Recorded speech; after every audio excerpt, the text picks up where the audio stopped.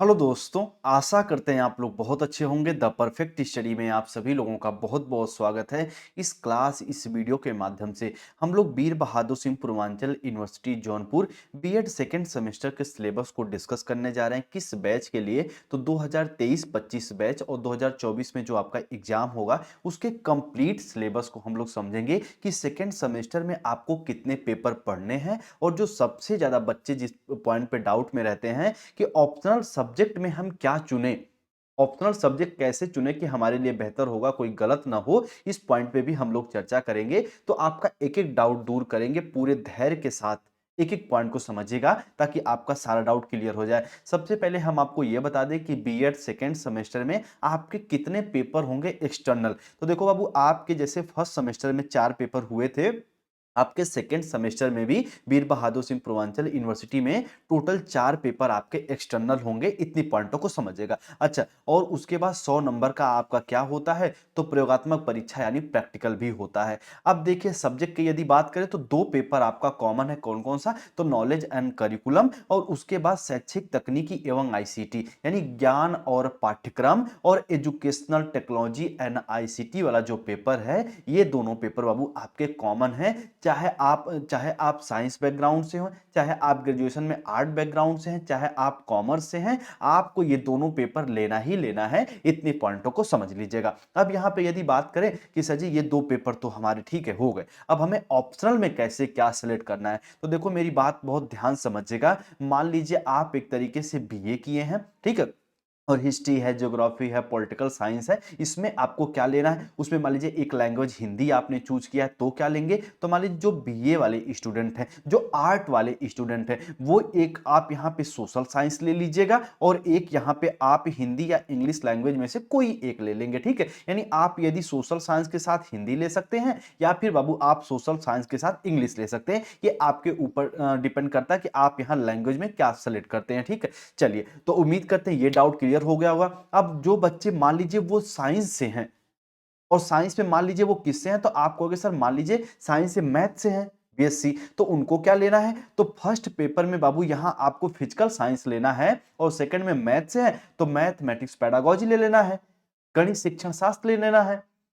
और मान लीजिए यही साइंस अगर वो किससे हैं, तो आप कहोगे सर बायोलॉजी से हैं, बायो से हैं, तब उनको क्या लेना? तो पहले पेपर में तो उनको भी फिजिकल साइंस लेना है, और दूसरे पेपर में उनको बायोलॉजिकल साइंस ले लेना है। इतने डाउट क्लियर हो गए होंगे। अब होम साइंस वाले कह रहे होंगे सर हमारा नहीं बताया। ध्यान समझिएगा, मान लीजिए आप आर्ट से हैं, आप बीए किए हैं, और एक तरीके से होम साइंस आपके सब्जेक्ट में है, और सोशल साइंस भी है, तब तो बाबू आपके पास दोनों ऑप्शन खुले रहते हैं। आप चाहे सोशल्स लें, चाहे आप होम साइंस लें। जो बच्चे होम साइंस लेना चाहते हैं वो होम साइंस ले लीजिएगा। आपके ग्रेजुएशन में बस एज ए तीनों साल में एक सब्जेक्ट होम साइंस है, तो होम साइंस पेडागोजी ले लीजिएगा। उसके साथ आप कोई एक लैंग्वेज का चुनाव कर लीजिएगा।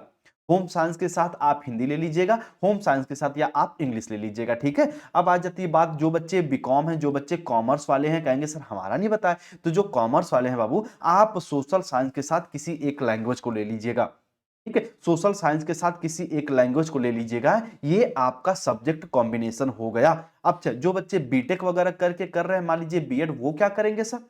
बीटेक वाले तो भैया वो एक तरीके से बीटेक जो टेक्निकल डिग्री है वो मैथ के लिए माना जाता है, तो फिजिकल साइंस के साथ साथ आप यहाँ पे मैथमेटिक्स ले लीजिएगा। ये पॉइंट समझिएगा। कहेंगे सर एग्रीकल्चर वाले बच्चों का नहीं बताया। तो बाबू देखो, अभी आप महाराजा सुहेल देव की बात करते तो वहां पे एग्रीकल्चर सब्जेक्ट वो ऑफर करते हैं आपको लेने के लिए, लेकिन पूर्वांचल में ऐसा कुछ नहीं है जो सिलेबस में। तो आपको यहाँ पे पहले में फिजिकल साइंस, उसके बाद यहाँ पे आपको बायोलॉजी ले लेना, ठीक है? इसके पहले कई ऐसे स्टूडेंट थे जो एग्रीकल्चर से बीएससी वगैरह किए थे। उसके बाद आप 2021-23 बैच के बहुत स्टूडेंट थे, तो उसके बाद वो बायोलॉजी और यहाँ पे फिजिकल साइंस लेके अपने बीएड को कंप्लीट किए। और ये यूनिवर्सिटी भी कहती कि जो एग्रीकल्चर से हैं वो फिजिकल साइंस और बायो ले सकते हैं। तो उम्मीद करते हैं पूरी बात को आप लोग समझ गए होंगे कि कौन कौन से सब्जेक्ट्स लेने हैं, और ये आपको हम बता दिए कि सिलेबस में क्या क्या पढ़ना है। इसकी पुरानी क्लास भी हम यहाँ पे दिखा देते हैं बाबू, अभी ये भी आपको बताएंगे। देखिए यहाँ पे जैसे आप द परफेक्ट स्टडी पे जाएंगे, यूट्यूब चैनल है, और वहाँ पे आप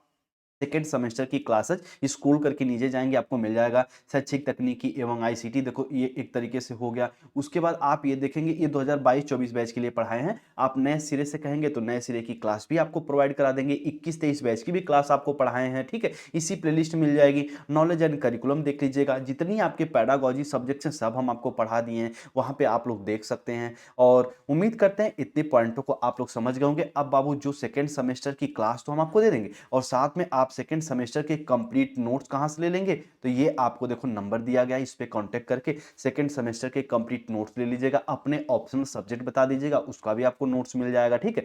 तो बेहतर आप तैयारी करिए। इसी उम्मीद, इसी संभावनाओं के साथ आपको हर चीजें बताते रहते हैं कि आपका ही एक तरीके से बेहतर यहाँ पे आप परिणाम ला पाएंगे और थोड़ी सी आपकी हेल्प हो जाएगी। ये आपका देखो ऑफिशियल सिलेबस है। इसमें बताया गया है कि जो इंटरनल एग्जाम है वो कितने नंबर के, तो आप कहोगे सर 100 नंबर के होंगे, यहाँ पे जैसे प्रैक्टिकल कह लें। और जो एक्सटर्नल एग्जाम है वो 400 नंबर के होते हैं और जिसमें से 40 नंबर जो होते हैं वो आपके कॉलेज वाले देते हैं, हर सब्जेक्ट में 10-10 नंबर। तो इस पॉइंट को आप लोग समझ लीजिएगा, यानी 90 नंबर का आपका पेपर होता है और ये 400 प्लस 100 करें तो ये सर हमारा 500 नंबर का टोटल पूर्णांक हो जाता है, ठीक है?